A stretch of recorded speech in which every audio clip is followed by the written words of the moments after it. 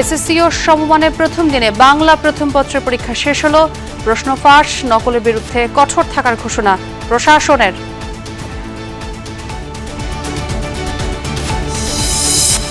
সংরক্ষিত নারী আসনে মনোনয়নপত্র জমা দেওয়ার শেষ দিন আজ। বিএনপির ৩৬ ও ১১ দলীয় ঐক্যের ১৩ জনের আবেদন জমা।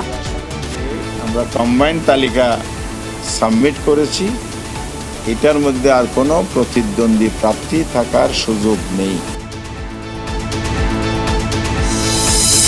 ডিপো থেকে সরবরাহ বাড়লেও পাম্পে তেলের জন্য দীর্ঘ অপেক্ষা। কবে স্বাভাবিক হবে পরিস্থিতি, প্রশ্ন সাধারণ মানুষের। আজকে আমি ১৬০০ টাকার তেল পেয়েছি, আর সব মানে খুব ভালো লাগতেছে। অ্যাভেলেবল হচ্ছে, এখন চাহিদা মতো দিচ্ছি আর কি। যা যতটুকু প্রাপ্য আমরা সেরকমই দিয়ে দিচ্ছি। হাম আর উপসর্গের রোগী বাড়ছে হাসপাতালে। রাজশাহী মেডিকেলে স্বজনদের হেনস্থার প্রতিবাদে ধর্মঘটে ইন্টার্নরা। অর্থায়ন নিয়ে দুশ্চিন্তা থাকলেও বিশাল বাজেট দিতে যাচ্ছে সরকার। আয় ব্যয়ের হিসাব মেলাতে পড়তে হবে কঠিন চ্যালেঞ্জের মুখে। বর্তমান পরিস্থিতিতে এই ধরনের ব্যয় করার ক্ষেত্রে এটা কি অতি প্রয়োজনীয় কিনা। এখন ডোনাররা কিন্তু আমাদের সফট ফান্ডের লোন আর তেমন দেবে না।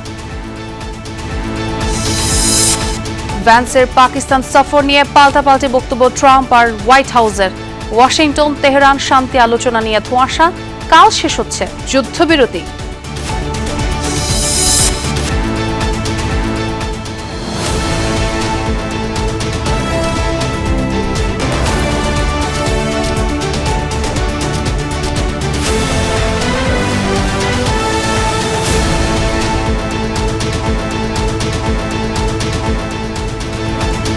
দেখছিলেন শিরোনামগুলো। এছাড়াও দেশ বিদেশের আরও খবর নিয়ে দুপুরে বাংলাদেশে সবাইকে স্বাগত জানাচ্ছি। আমি ছোঁয়া খন্দকার। এসএসসি ও সমমানের প্রথম দিনের পরীক্ষা শেষ হয়েছে। প্রথম দিনে নেওয়া হয়েছে বাংলা প্রথম পত্র পরীক্ষা। সকাল 10টায় দেশের ৩,৮৮৫টি কেন্দ্রে একযোগে এই পরীক্ষা শুরু হয়। পরীক্ষা শুরুর ৩০ মিনিট আগেই কেন্দ্রে প্রবেশের নির্দেশনা থাকলেও আরও আগেভাগেই কেন্দ্রে হাজির হয় পরীক্ষার্থীরা। সাথে ছিলেন অভিভাবকরাও। এবারে পরীক্ষায় অংশ নিচ্ছেন ৩০,৬৬৬টি শিক্ষা প্রতিষ্ঠানের ১৮,৫৭,০০০ শিক্ষার্থী। শিক্ষার্থীদের সুবিধায় কেন্দ্রীয় এলাকা যানজট মুক্ত রাখার নির্দেশনা দিয়েছিল শিক্ষা মন্ত্রণালয়। একই সাথে পরীক্ষার সময় কেন্দ্রে নিরবিচ্ছিন্ন বিদ্যুৎ সরবরাহের জন্য চিঠিও দেওয়া হয়।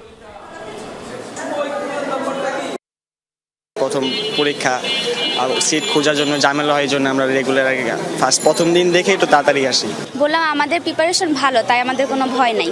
কিছু একটু টেনশন আছে, তবুও বলছি মেয়েরা মনে করবা যে তোমাদের ঈদ এখন শুরু। প্রিপারেশন ভালো আছে, এমনি ভয় লাগতেছে একটু একটু, কিন্তু বাবা মা বলতেছে যে ভয়ের কিছু নাই, সাহস দিতেছে, তাই সাহস আসতেছে মনে। ইনশাল্লাহ ভালোই করবো আল্লাহর রহমতে ইনশাল্লাহ। পরীক্ষা শেষ হয়েছে, পরীক্ষার্থীদের খবর জানবো সহকর্মীদের কাছ থেকে। প্রথমে আলামিন হক অহনের কাছে যাব, তিনি রাজধানী খবর জানাবেন। অহন, শুনতে পাচ্ছেন নিশ্চয়ই। আপনি এই মুহূর্তে কোন স্কুলে অবস্থান করছেন? পরীক্ষা তো শেষ হলো, শিক্ষার্থীরা কি বের হয়েছে কিনা, তারা কি বলছেন প্রশ্নপত্র নিয়ে?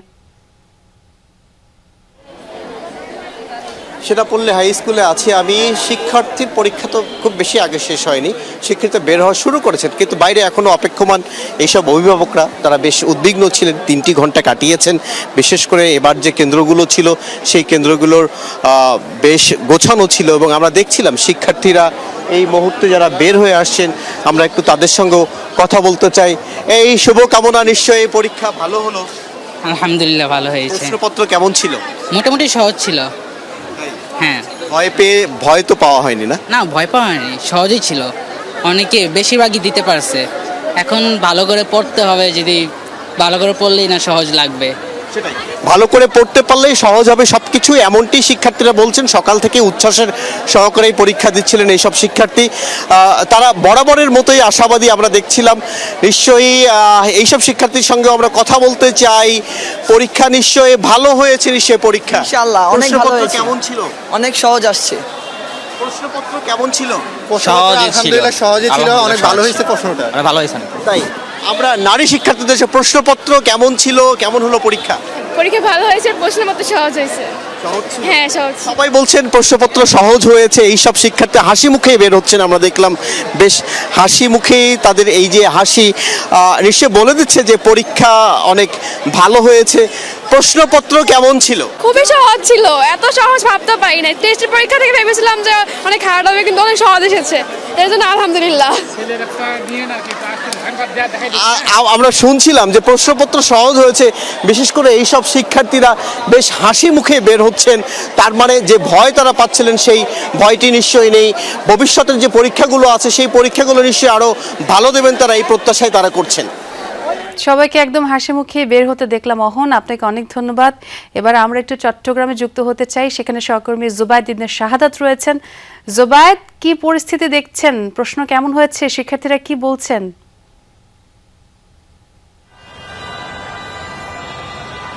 পরীক্ষা কিছুক্ষণ আগেই শেষ হয়েছে, ছাত্রছাত্রীরা বের হতে শুরু করেছেন, মাত্রই তারা বের হওয়া শুরু করেছে এবং অভিভাবকরা এপাশে আমরা দেখছি তারা অপেক্ষা করছেন।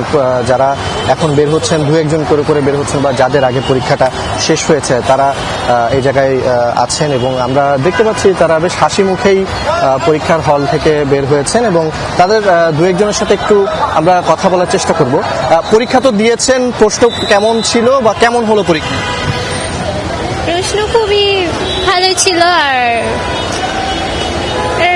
এটা আল্লাহর উপর ডিপেন্ড করে যে কেমন হবে। আমরা দেখছিলাম যে তারা বলছেন প্রশ্ন অনেকটাই সোজা হয়েছে। আর আরেকজনের সাথে একটু কথা বলতে চাই যে তাদের পরীক্ষার প্রশ্নপত্র কেমন হয়েছে। পরীক্ষা তো দিয়েছেন, প্রশ্নটা কেমন ছিল?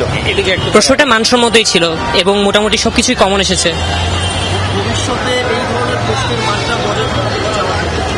হ্যাঁ, অনেকটাই। ছোঁয়া শুনছিলেন শিক্ষার্থীরা মানসম্মত প্রশ্ন হয়েছে এমনটা বলছিলেন এবং তারা বেশ উচ্ছ্বসিত। প্রত্যেকেই যারা বের হচ্ছেন সকলের মুখে এক প্রকার হাসি দেখছি।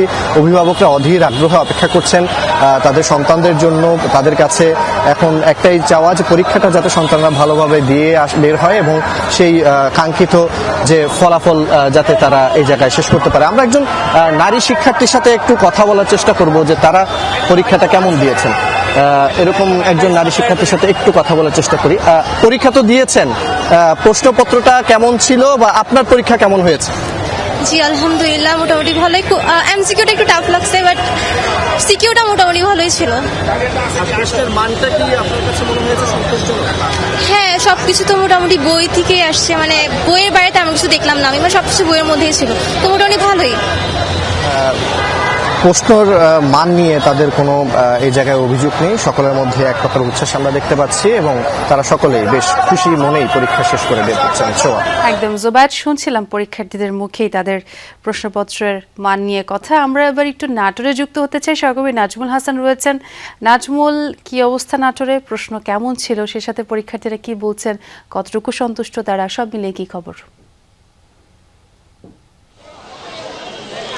ছোঁয়া, আসলে নাটোরে এবার এসেছে এবং সমমানের পরীক্ষায় 20,531 জন অংশগ্রহণ করার কথা ছিল। আসলে কতজন অনুপস্থিত ছিল সেটা কিন্তু এখনও জানা যায়নি, তবে পরীক্ষার্থীরা কিন্তু এখন বের হয়েছে। আমরা যদি তাদের কাছ থেকে একটু জানতে চাই যে আসলে আপনার পরীক্ষা কেমন হয়েছে। হ্যাঁ, এরা লজ্জায় আসলে কথা বলছেন। আমরা যদি আরেকজনের কাছে জানতে চাই পরীক্ষা কেমন হয়েছে, প্রশ্ন কেমন ছিল? প্রশ্ন সহজ ছিল, পরীক্ষা অনেক ভালো হয়েছে। পরিবেশ কেমন ছিল? পরিবেশ ঠিকঠাক ছিল। ছোঁয়া, এখানে যে বিষয়টি পরীক্ষার্থীরা বলছে যে প্রশ্ন অনেক সহজ ছিল এবং পরীক্ষাও তাদের ভালো হয়েছে, এবং পরীক্ষার্থীরা এবং অভিভাবকরা যে কথাটি বলছেন যে অত্যন্ত সুন্দর, সুষ্ঠু সুন্দর পরিবেশে এই পরীক্ষাটি সম্পন্ন হয়েছে এবং তারা সন্তুষ্টি প্রকাশ করেছেন।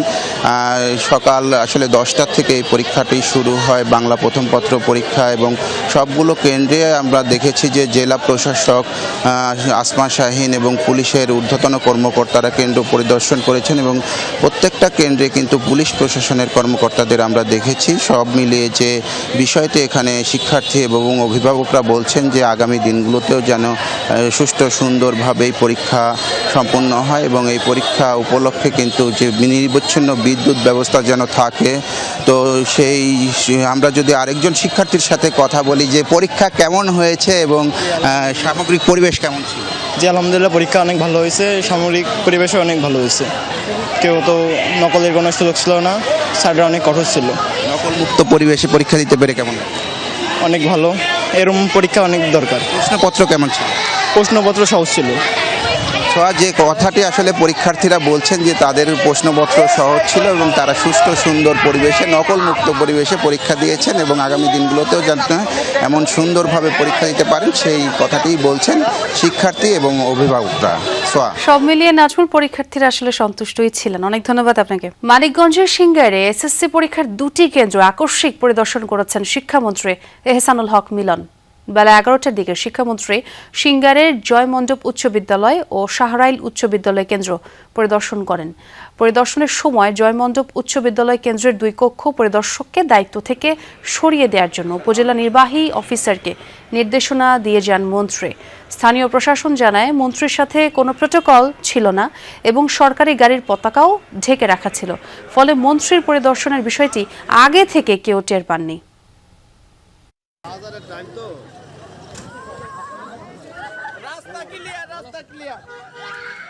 ত্রয়োদশ জাতীয় সংসদের সংরক্ষিত নারী আসনে মনোনয়ন দাখিলের শেষ দিন আজ।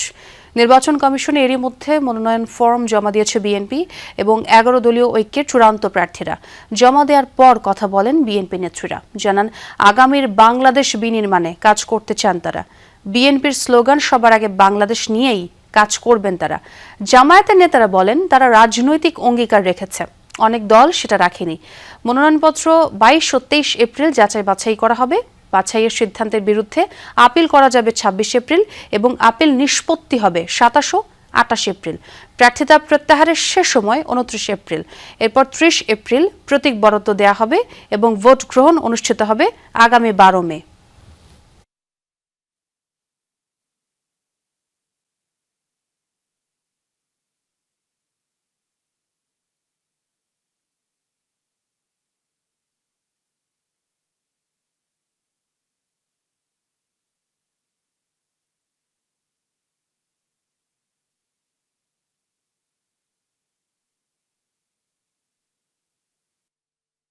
আমার প্রথম এজেন্ডাই হচ্ছে মানে মানুষের সেবা করা, মানুষকে খুশি করা। সো মানুষকে খুশি করার জন্য যা যা করার দরকার আমি প্রত্যেকটি সেক্টরে কাজ করার চেষ্টা করব। এই সরকারের যে ভিউ এবং যে আমাদের কর্মসূচিগুলি আছে, বিশেষ করে আপনারা জানেন ফ্যামিলি কার্ড, কৃষক কার্ড থেকে শুরু করে শিক্ষায় যে অবদান রাখার চেষ্টা, অতীত থেকে আমরা এটা ধারাবাহিকতা এই নিয়ে আমি কাজ করতে চাই। আমরা আশাবাদী হব নারী আসনে যে আমরা কম্বাইন্ড তালিকা সাবমিট করেছি এটার মধ্যে আর কোনো প্রতিদ্বন্দ্বী প্রার্থী থাকার সুযোগ নেই। রাজধানীর পাম্পগুলোতে জ্বালানি তেলের সরবরাহ কিছুটা বেড়েছে, তবে এখনো আছে অপেক্ষার দীর্ঘ লাইন। সকাল থেকে রাজধানীর বেশিরভাগ পাম্পে তেল দেয়া হচ্ছে। তেল নিতে গত রাত থেকে লাইনে দাঁড়িয়েছেন অনেকে। রাতভর অপেক্ষার পর তেল পাচ্ছেন তারা। সকালে যারা লাইনে দাঁড়িয়েছেন গাড়ির সারি দীর্ঘ হলেও আগের তুলনায় তেল নিতে কিছুটা কম সময় লেগেছে। পাম্পে তেলের সরবরাহ বেশি থাকায় চাহিদা মতো তেল পাচ্ছেন চালকরা। এতে সন্তোষ জানিয়ে অনেকে বলেন দীর্ঘ সময় অপেক্ষায় থাকার পর চাহিদা মতো তেল পাওয়ায় কষ্ট কিছুটা হলেও লাঘব হয়েছে তাদের। সবার আশা তেল সরবরাহের এই ধারা অব্যাহত থাকলে সংকট দ্রুতই কেটে যাবে। চাহিদা মতো তেল পাচ্ছি ইনশাল্লাহ। আজকে 1400 টাকার তেল নিয়েছি, ইনশাল্লাহ আর কোনো সমস্যা হবে ইনশাল্লাহ। আজকে আমি 1600 টাকার তেল পেয়েছি, মানে খুব ভালো লাগতেছে। সরকারের উচিত এই ধারাবাহিকতা বজায় রাখা। ওয়েল পাস হলো 1200 আর এমনি যারা 800। এখন ওরা 4 থেকে 5 ঘন্টা সিরিয়ালে থেকে অনেক রিকোয়েস্ট করে করতে গিয়ে দেখা যাচ্ছে এদেরকে একটু বেশি দিতে হয়। গাড়ি আছে বর্তমানে, আমার যেরকম দাম বাড়ছে চাপ একটু কম, আমার যেরকম তেল যা পাবে সেরকমই আমি দিচ্ছি। গ্রাহক এবং চালকদের কথাই শুনছিলাম। এবার একটু জ্বালানি তেল সরবরাহের বিষয়ে আরও খোঁজখবর জানবো সহকর্মী এম এ আজিজের কাছ থেকে। আজিজ, আপনি রাজধানীর উত্তরায় অবস্থান করছেন সম্ভবত। আজিজ, পাম্পের এই মুহূর্তের অবস্থাটা কি? সরবরাহ বৃদ্ধি কি গ্রাহকদের ভোগান্তি কমাতে পেরেছে?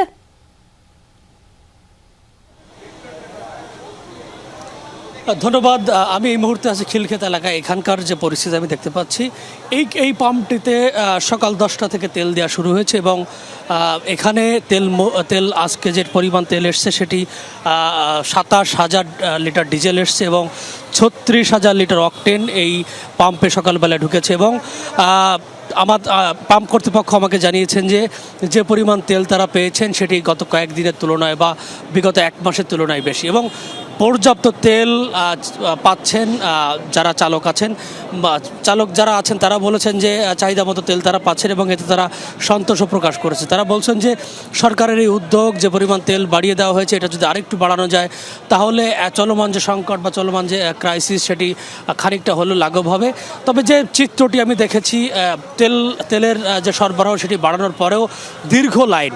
আমি রাজধানীর উত্তর এলাকার বেশ কয়েকটি পাম্পে ঘুরেছি, প্রত্যেকটি পাম্পে দীর্ঘ লাইন আমি দেখতে পেয়েছি এবং সেখানে প্রত্যেকে গত মধ্যরাতে, কেউ সকালে, কেউ ভোর রাতে এসেছেন এবং এই ঘন্টার পর ঘন্টা রোদে দাঁড়িয়ে তারা এই তেল সংগ্রহ করছেন এবং তারা বলছেন যে সরকার যদি উদ্যোগ নেয় তাহলে তাদের এই সংকট বা তাদের এই দুর্ভোগ কিছুটা লাঘব হবে।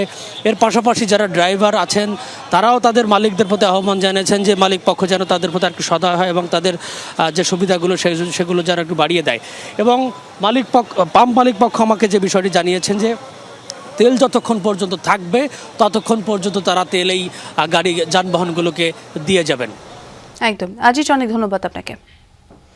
এদিকে দাম বৃদ্ধির পরও দেশের বিভিন্ন জেলায় এখনও রেশনিং পদ্ধতিতেই জ্বালানি তেল বিক্রি করছেন পাম্প মালিকরা। তবে রেশনিং পদ্ধতি চালু থাকলেও অনেক জায়গাতেই আগের তুলনায় গ্রাহকদের কাছে বেশি পরিমাণে তেল বিক্রি করা হচ্ছে।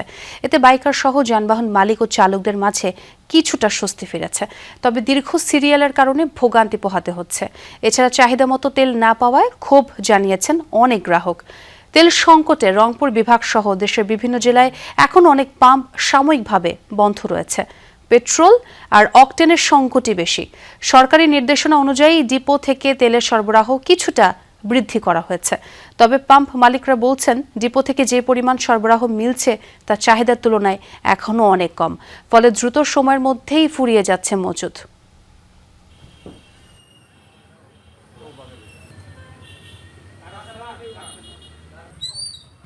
গত 24 ঘন্টায় হাম ও হামের উপসর্গ নিয়ে মহাখালীর ডিএনসিসি হাসপাতালে নতুন ভর্তি 98 জন, আর মোট ভর্তি আছেন 460 রোগী। গতকাল সকাল পর্যন্ত সারা দেশে 15 মার্চ থেকে 3617 জনের হাম শনাক্ত হয়েছে। হামের কারণে মৃত্যু হয়েছে 37 জনের। হামের উপসর্গ 16,172। হামের উপসর্গ নিয়ে মারা গেছেন 183 জন, সুস্থ হয়েছেন 13,258। রোগীর স্বজনরা বলছেন লক্ষণ দেখা মাত্রই তারা রোগীকে হাসপাতালে নিয়ে এসেছিলেন। এখন অনেকেই সুস্থ হয়ে বাড়ি ফিরছেন। অন্যান্য সরকারি হসপিটাল থেকে, ঢাকা মেডিকেল থেকে এখানে অনেক সুবিধা পাইছি এবং আমার বাচ্চাও আলহামদুলিল্লাহ সুস্থ হয়ে গেছে। আজকে হয়তো রিলিজ করে দিবে। আমরা ব্রাহ্মণবাড়িয়া একটা হাসপাতালে ভর্তি করেছিলাম, তো ওখান থেকে পরীক্ষা নিরীক্ষা করে দেখছে যে অবস্থা এরকম হামের লক্ষণ, তখন ওনারা আপনার ঢাকাতে ট্রান্সফার করে দিচ্ছে। তখন আমরা এসে এখানে ভর্তি হয়েছি। হাসপাতাল ব্যবস্থাপনার খবর জানাতে মহাখালীর ইপিআই ক্লিনিক হাসপাতাল থেকে যুক্ত হচ্ছেন সহকর্মী তানভীর সিদ্দিক টিপু। তার সঙ্গে কথা বলতে চাই। টিপু, ছোঁয়াচে এই রোগ প্রতিরোধের জন্য সার্বিক ব্যবস্থাপনা কেমন চোখে পড়লো আপনার?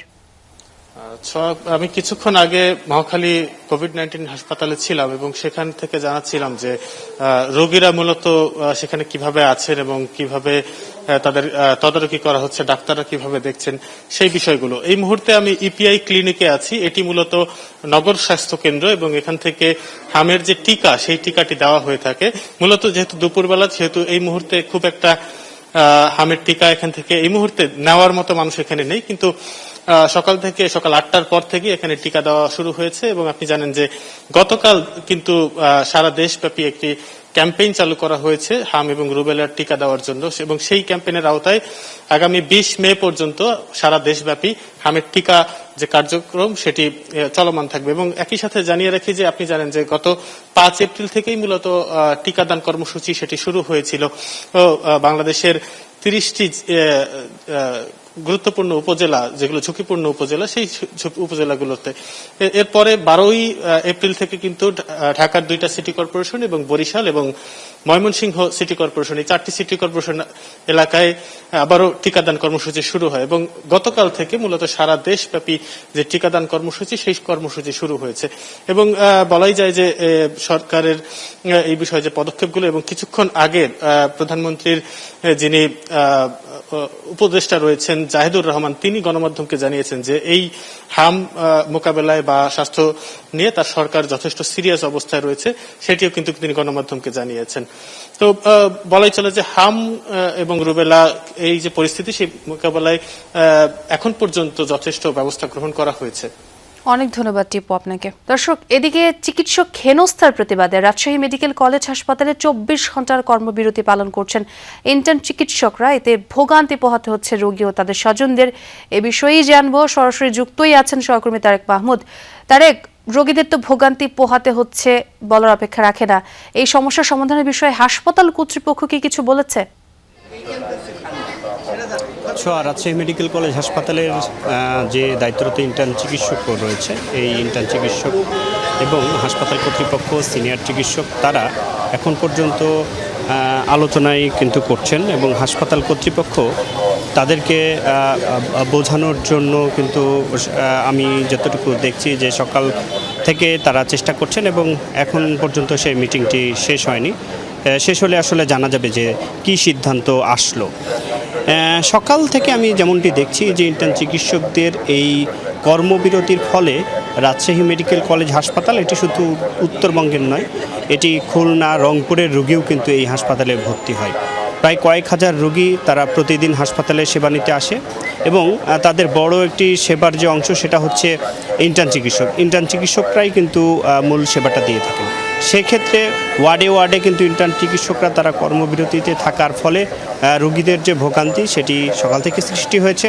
তবে জরুরি বিভাগের যে চিকিৎসা সেই সেবাগুলো কিন্তু বন্ধ নেই, কারণ সেই সেবাগুলো চলছে এবং অতিরিক্ত চাপ যে অন্যান্য চিকিৎসক নার্সদের ওপরে গিয়ে পড়েছে এবং ইন্টার্ন চিকিৎসকরা বলছেন যে তাদের উপরে মব সৃষ্টি করে তাদেরকে হেনস্থা করা হয়েছে এবং এর আগে আমরা দেখেছি যে রোগী মৃত্যুকে কেন্দ্র করে কিন্তু ইন্টার্ন চিকিৎসকদের উপরে হেনস্থার যে ঘটনা সেটি কিন্তু আমরা দেখতে পেয়েছি এবং তারাও কিন্তু সেটি অভিযোগ করেছেন।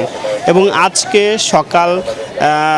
সকালে কিন্তু ইন্টার্ন চিকিৎসকরা তারা মানববন্ধন করেছেন এবং তারা বলছেন যে গত রোববার রাতে হাসপাতালের 13 নম্বর ওয়ার্ডে 2 জন পুরুষ ইন্টার্ন চিকিৎসককে হেনস্থা করা হয়েছে। এবারেও 36 নম্বর ওয়ার্ডের একদম নারী ইন্টার্ন চিকিৎসককেও কিন্তু হেনস্থা করা হয়েছে। এর প্রতিবাদে তারা তাদের যে কর্মবিরতি 24 ঘন্টা আজকে সকাল 9টা থেকে আগামীকাল সকাল 9টা পর্যন্ত সেটি কিন্তু তারা কর্মবিরতি করছেন। এর ফলে রোগী স্বজনদের যে ভোগান্তি সেটি সৃষ্টি হয়েছে এবং হাসপাতাল কর্তৃপক্ষ এখন পর্যন্ত তাদের সাথে কথা বলে চেষ্টা করছেন এই সমস্যার সমাধানে। তাছাড়া তারা কর্মবিরতি আসলে চালিয়ে যাবেন এমনটি বলছেন, বুঝতে পেরেছি। অনেক ধন্যবাদ তারেক আপনাকে। পুরোপুরি প্রস্তুত হাসপাতাল, কিন্তু মিলছে না সেবা, কারণ এখনও নিয়োগ হয়নি জনবল। 4 মাস ধরে প্রায় তালাবদ্ধ জাতীয় নিউরো সায়েন্স হাসপাতালের 500 বেডের দ্বিতীয় ইউনিট। সেবা চালু করতে প্রয়োজন প্রায় 1400 পদ পূরণ। আগামী 1 মাসের মধ্যেই নিয়োগ প্রক্রিয়া শেষ করতে চায় স্বাস্থ্য বিভাগ। হাসান মিসবার প্রতিবেদন। স্ট্রেচারে প্রায় অচেতন লাল মিয়া। সেবার আশায় এভাবে পরপর 3 দিন আসতে হয়েছে নিউরো সায়েন্স হাসপাতালে। পেশায় নিরাপত্তা রক্ষী এই রোগীর স্বজনদের বলা হয়েছে বেড খালি নেই, চিকিৎসা ছাড়াই ফিরতে হচ্ছে স্ট্রোকের এই রোগীকে। তাজদান মেডিকেল কলেজ আসলাম, 4-5 দিন দেখা পরীক্ষা করাইয়া পরীক্ষা রিপোর্ট দেখা আবার এনে দিছে। 3-4 দিন ঘুরছি, ঘোরার পরে রিপোর্ট আনছি, পরীক্ষা করাইছি, রিপোর্ট দেখা কোনো চিকিৎসা নাই, ঢাকা মেডিকেল কলেজ যাও। তার পাশে আরো অনেক রোগী স্ট্রেচারে ভর্তির অপেক্ষায়। তারা স্বজনরা জানান মানসম্মত সেবার কারণে এই হাসপাতালে ভিড় বেশি। প্রতিদিন 40 থেকে 50টি বেড খালি হলেও চাহিদা দ্বিগুণ। সার্জারির জন্য লম্বা অপেক্ষা, MRI এর সিরিয়াল পেতে অপেক্ষা করতে হয় 2 মাস পর্যন্ত। ডাক্তার দেখানো হয়েছে ইমার্জেন্সিতে, ওনারা অ্যাডমিশন লিখছে কিন্তু সিট নাই, এখানে সিট পাচ্ছি না। যাওয়ার পরে দেখার পর বলেছে যে আমাদের এই জায়গায় সিট নাই, মানে বেড নাই, তোমরা হয় সরোয়ারে আর নাই মেডিকেল হাসপাতালে নিয়ে যাও। টেস্ট তারা লিখে দিচ্ছে, MRI মেশিন নাই, এখানে হবে না, বাহির থেকে করে আনেন। ভোগান্তি কমাতে পাশেই নির্মাণ করা হয়েছে আরও 500 শয্যার একটি ভবন। এখানে আছে অত্যাধুনিক 2টি মডিউলার অপারেশন থিয়েটার, 40 বেডের ICU ইউনিট, 2টি ক্যাথ ল্যাব, 2টি করে MRI ও CT স্ক্যান মেশিন। সব মিলিয়ে অত্যাধুনিক নানা সুবিধা নিয়ে সেবার জন্য পুরোপুরি প্রস্তুত এই ইউনিট। যন্ত্রপাতি যেগুলো আছে এবং পাশাপাশি ইনফ্রাস্ট্রাকচার, এই ধরনের লজিস্টিক সাপোর্টওয়ালা হসপিটাল আমার মনে হয় বাংলাদেশে আর নেই। গভর্নমেন্ট সেক্টরে অ্যানুয়াল প্রকিউরমেন্ট প্ল্যান APP, তো এগুলো অনুমোদনের জন্য কতগুলো কমিটি থাকে, একবার একজন এক দেশ থেকে সরে যায়, তখন কমিটি আবার চেঞ্জ হয়। PPR এর রুল যখন চেঞ্জ হয়ে গেল তখন জনবলের নিয়োগ, প্রকিউরমেন্ট প্রসিডিউরগুলো সব কিছুই চেঞ্জ হয়ে গেল। যার ধরুন আমাদের এই লেভেল হয়ে গেল। গত বছরের 8 ডিসেম্বর এই ভবনে সেবা চালুর আনুষ্ঠানিক ঘোষণা দেয় অন্তর্বর্তী সরকার, কিন্তু সেবা দেবে কে সেই জনবলি নিয়োগ হয়নি এখনো। পদ রাখা হয়েছে 852টি, এর মধ্যে চিকিৎসক 446, নার্স 247, বাকিরা অন্যান্য পদের। এর বাইরে আউটসোর্সিং জনবল 559 জন। সম্প্রতি এই হাসপাতাল পরিদর্শন করেন স্বাস্থ্য সচিব। শুধু লোকবলটাই সমস্যা, আমরা কিছু কিছু দিচ্ছি, আস্তে আস্তে দিলে এটা সম্পূর্ণ হয়ে যাবে ইনশাল্লাহ। আমরা এই সেবা জনগণকে যত দ্রুত সম্ভব দেওয়া যায় আমরা চেষ্টা করব। আশা করছি আমার মনে হয় 10, 15, 20, 1 মাসের মধ্যে আমরা এটাকে সেবার আওতায় নিয়ে আসবো। ন্যাশনাল ইনস্টিটিউট অব নিউরোসায়েন্সেস ও হাসপাতালের বর্ধিত অংশের নির্মাণ শুরু হয় 2020 সালে, ব্যয় 506 কোটি টাকা। নান্দনিক স্থাপত্যশৈলী, বিশ্বমানের চিকিৎসা প্রযুক্তি সব মিলিয়ে নিউরোসায়েন্স হাসপাতালের ইউনিট 2 তৈরি হয়েছে অত্যাধুনিক নানা সুযোগ সুবিধা নিয়ে। গত 6 বছর ধরে এই হাসপাতালটি স্বাস্থ্য বিভাগ নির্মাণ করলেও নেওয়া হয়নি কোনো জনবল প্রস্তুতি। আর একইভাবে বাংলাদেশে প্রতি বছর অনেক স্বাস্থ্য প্রতিষ্ঠান তৈরি হয় যেখানে গুরুত্ব পায় না জনবল প্রস্তুত করার বিষয়টি।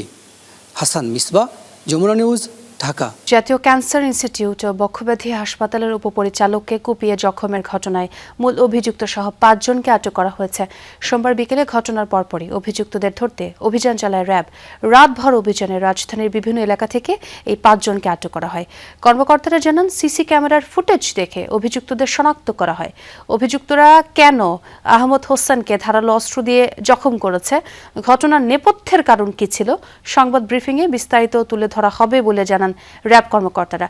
গতকাল বিকেলে অফিস শেষ করে ক্যান্সার হাসপাতাল থেকে বাসায় ফেরার পথে অজ্ঞাত 2 থেকে 3 জন ব্যক্তি তার ডান হাত ও পিঠে ছুরিকাঘাত করে পালিয়ে যায়।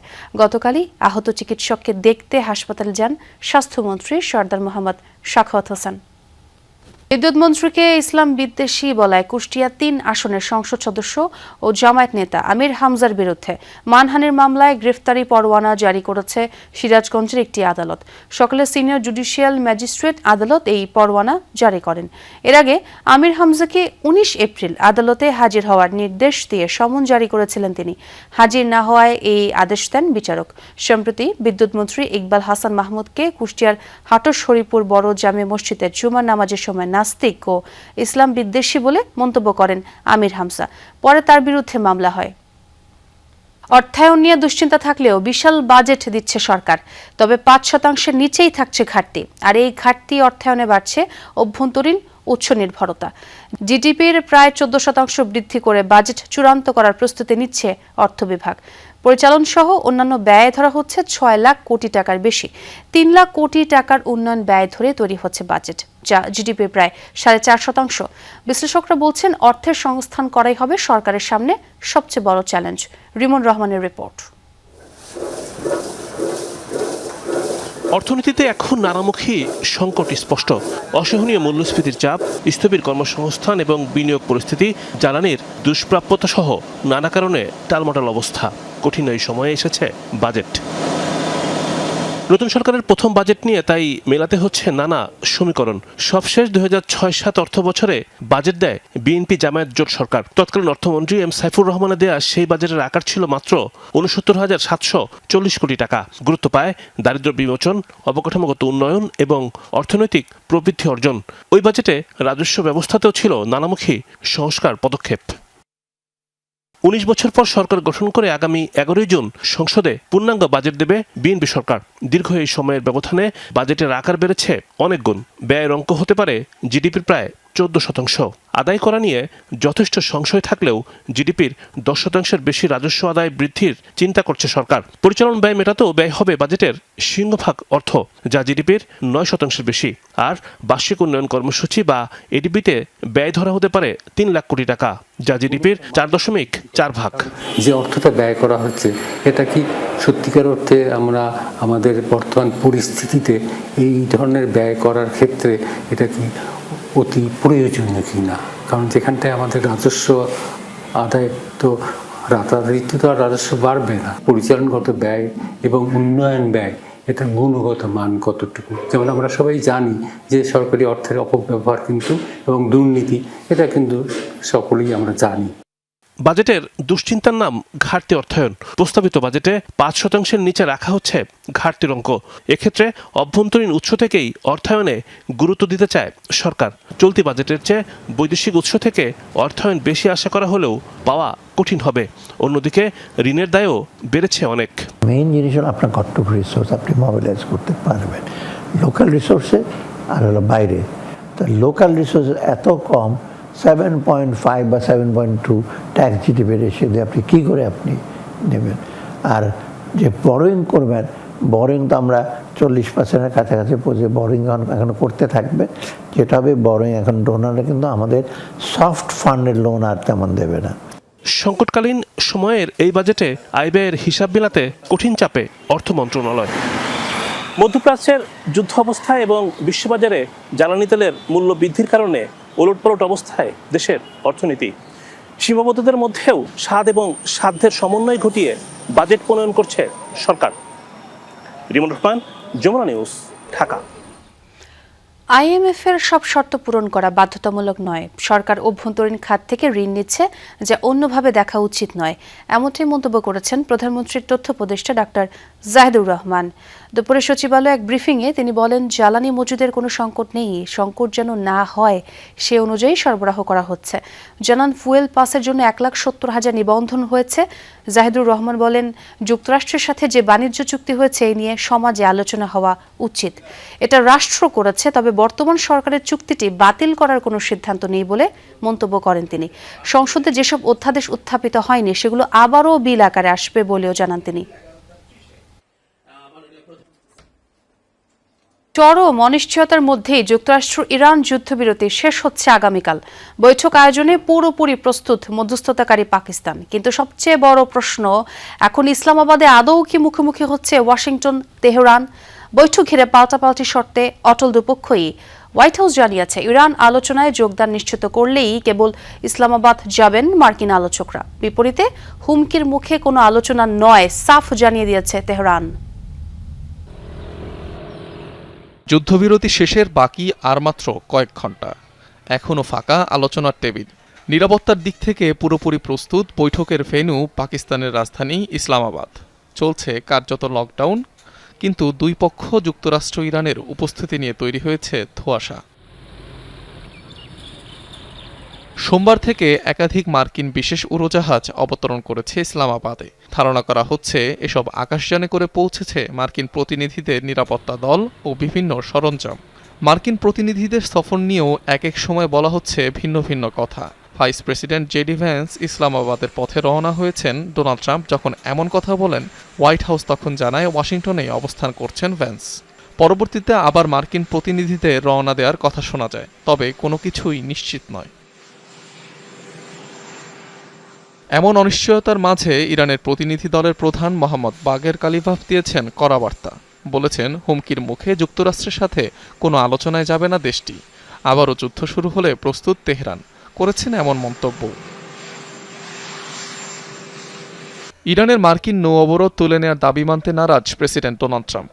এক্স বার্তায় জানিয়েছেন, তেহরান চুক্তিতে রাজি না হওয়া পর্যন্ত চলবে ব্লকেড, আর চুক্তি হলে সেটি হবে আগের চেয়েও অনেক ভালো।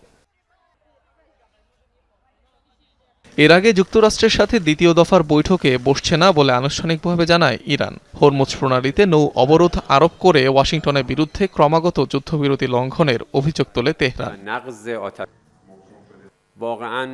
অনিক রহমান, যমুনা নিউজ। যুক্তরাষ্ট্রের প্রেসিডেন্ট ডোনাল্ড ট্রাম্পকে জনসমক্ষে কঠোর ভাষা ব্যবহার না করার বিষয়ে সতর্ক করেছে পাকিস্তান। ওয়াশিংটন পোস্টের এক প্রতিবেদন জানিয়েছে এই তথ্য। বলা হয়, পাকিস্তান সরকারের পক্ষ থেকে ট্রাম্পের কাছে পৌঁছে দেওয়া হয়েছে এই বার্তা। যুক্তরাষ্ট্র ইরান শান্তি আলোচনা সফল করতে মধ্যস্থতাকারী ভূমিকা পালন করছে পাকিস্তান। এই উদ্যোগের অংশ হিসেবেই ট্রাম্পকে সংযত থাকার অনুরোধ জানায় দেশটি। বার্তা সংস্থা রয়টার্সকে দেয়া এক সাক্ষাৎকারে পাকিস্তানের এক কর্মকর্তা জানান, ইরানের কাছ থেকে ইতিবাচক সাড়া পেয়েছেন তারা। পাকিস্তান আশা করছে আগামী 2 দিনের মধ্যে আলোচনায় অংশ নেবে ইরানের প্রতিনিধি দল।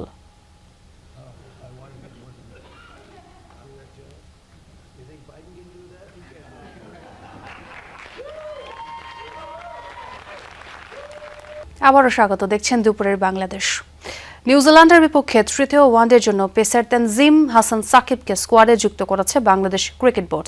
ফলে তাকে নিয়ে স্বাগতিকদের স্কোয়াড এখন 16 জনের।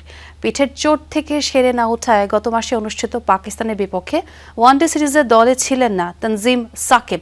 পুরোপুরি ফিট না হওয়ায় প্রথম 2 ওয়ানডের দলেও তাকে রাখা হয়নি, যদিও ইন্টার স্কোয়াড প্র্যাকটিস ম্যাচে খেলেছিলেন তিনি। এর আগে আবুধাবিতে গত বছরের অক্টোবরে বাংলাদেশের হয়ে সর্বশেষ ওয়ানডে খেলেছিলেন তানজিম। এদিকে বৃহস্পতিবার চট্টগ্রামে অনুষ্ঠিত হবে তৃতীয় ওয়ানডে। ম্যাচটি শুরু হবে যথারীতি বেলা 11টা থেকে। সিরিজে এখন 1-1 ব্যবধানের সমতা। 300 খেলোয়াড়ের প্রত্যেককে সরকার মাসে 1 লাখ টাকা দিচ্ছে ঠিকই, কিন্তু তাদের পারফর্ম করার মতো পর্যাপ্ত টুর্নামেন্ট ফেডারেশনগুলো আয়োজন করতে পারছে কি? ক্রীড়া সংগঠকরা বলছেন ক্রীড়া ভাতার 1 লাখ টাকার সঠিক ব্যবহার করতে না পারলে হিতে বিপরীত হতে পারে। প্রশিক্ষণে বিনিয়োগ না করে খেলোয়াড়রা বিলাসিতা করলে ক্রীড়া ভাতার সুফল পাবে না বাংলাদেশ। ক্রিকেট ফুটবলের বাইরে দেশের তৃতীয় জনপ্রিয় খেলা হচ্ছে হকি। বাংলাদেশের সরকার প্রতি মাসে 36 জন হকি খেলোয়াড়কে 36 লাখ টাকা বেতন দিচ্ছেন, কিন্তু তারা খেলবেনটা কোথায়? 4 বছর ধরে হকির লিগ হয় না, টুর্নামেন্ট সংখ্যা কম। বাংলাদেশের সকল ফেডারেশনের অবস্থাটা কিন্তু ঠিক একই রকম। 4 মাস পারফর্ম করবে, এই পারফর্ম করার জন্য যেন আমরা একটা ভালো অ্যারেঞ্জমেন্ট করে দিতে পারি। তো এটা করতে গেলেই আমরা সেই কথাটাই আসছি যে ফেডারেশনগুলো যদি স্বয়ংসম্পূর্ণ থাকে তাইলেই তো তারা ট্রেনিংয়ের ব্যবস্থা করবে, টুর্নামেন্টের ব্যবস্থা করবে। মন্ত্রী মহোদয়কে রিকোয়েস্ট করব, উনি যেই উদ্যোগটা নিয়েছেন, শুরু করেছেন, it's a very nice, very good একটা স্টেপ। সেকেন্ড স্টেপটা যেটা ফেডারেশনগুলোকে যেন একটু স্বয়ংসম্পন্ন করা যায়, প্লেয়ারদেরকে খেলার মধ্যে রাখতে হবে, এছাড়া কোনো অপশন নাই। সো এই আমার মনে হয় এটা ফেডারেশনের বড় একটা রেসপন্সিবিলিটি আছে, যেহেতু গভর্নমেন্ট থেকে হেল্প করতেছে টাকা দিয়ে প্লেয়ারদের রাখার জন্য। এখানে ফেডারেশনের রেসপন্সিবিলিটি হচ্ছে সারা বছর খেলা পরিচালনা করার জন্য। এটা গভর্নমেন্টের সাথে কথা বলে হোক অথবা স্পন্সরের মাধ্যমে এনি হোক। লোকে বলে অর্থই অনর্থের মূল, আবার সঠিক অর্থ ব্যবস্থাপনা জানলে আশীর্বাদ। প্রশ্ন হচ্ছে 1 লাখ টাকা কিভাবে খরচ করবেন একজন অ্যাথলিট? এই টাকাটারে ওদের প্র্যাকটিসের জন্য নিরবচ্ছিন্ন ব্যবস্থা করে তাহলে কিন্তু তারা খুব ভালো করবে। আর তারা যদি মনে করে যে ফেডারেশনের উপর ডিপেন্ডেন্ট থাকবে, এক্সকিউজ দিবে যে ফেডারেশন এটা করে নাই ওইটা করেনি, তাহলে কিন্তু পারফরমেন্সটা পড়ে যাবে। 4 মাস পর একজন খেলোয়াড় পারফরমেন্সের জন্য বাদ পড়তেই পারেন। 1 লাখ টাকা থেকে কিছুটা সঞ্চয় করলে সেটা আপৎকালীন সময়ে কাজে লাগে। কম খরচে একক বৈশ্বিক টুর্নামেন্টে খেলতে এখন থেকে আর ফেডারেশনের মুখাপেক্ষী হতে হবে না একজন খেলোয়াড়কে। যখন টাকাটা পাচ্ছে তখন তার একটা পোর্শন ফিক্সড ডিপোজিট করতে পারে ভবিষ্যতের জন্য। নাম্বার 2, তারা করতে পারে যেহেতু এর একটা পোর্শন নিয়ে নিজেদের ডেভেলপমেন্টের জন্য তারা কয়েকজন মিলে হয়তো পার্সোনাল কোচ, পার্সোনাল ট্রেনার রাখতে পারে ফেডারেশনের কোচের পাশাপাশি নিজেদের ডেভেলপমেন্টের জন্য। আর আরেকটা ব্যাপার হচ্ছে অনেকগুলি টুর্নামেন্টে হয়তো তারা হয়তো নিচের দিকে থাকলে হয়তো ন্যাশনাল টিমে চান্স পাবে না। সেই ক্ষেত্রে ইন্টারন্যাশনাল যে টুর্নামেন্টগুলিতে তারা নিজেদের টাকা হয়তো ফেডারেশনকে রিকোয়েস্ট করে তারা ইন্টারন্যাশনাল টুর্নামেন্টগুলিতে পার্টিসিপেট করতে পারে, যাতে করে তাদের নিজস্ব পারফরমেন্স ডেভেলপ করতে পারে। পরিবার পরিজন কিংবা সংসার খরচের পাশাপাশি প্রশিক্ষণ ব্যয় না বাড়ালে পরবর্তীতে তাকে ক্রীড়া ভাতার তালিকা থেকে বাদ পড়ার শঙ্কা জাগায়। আর পুষ্টিকর খাবার খাওয়ার প্রয়োজনীয়তার দিকেও খেয়াল রাখতে হবে প্রতিটি অ্যাথলিটকে। মেহেদি নাইম, যমুনা স্পোর্টস, ঢাকা। দুপুরের বাংলাদেশের প্রথম ঘন্টা থেকে বিদায় নিচ্ছি আমি ছোঁয়া খন্দকার। পরের ঘন্টা খবর নিয়ে ফিরবেন মারফি রহমান। সাথেই থাকুন।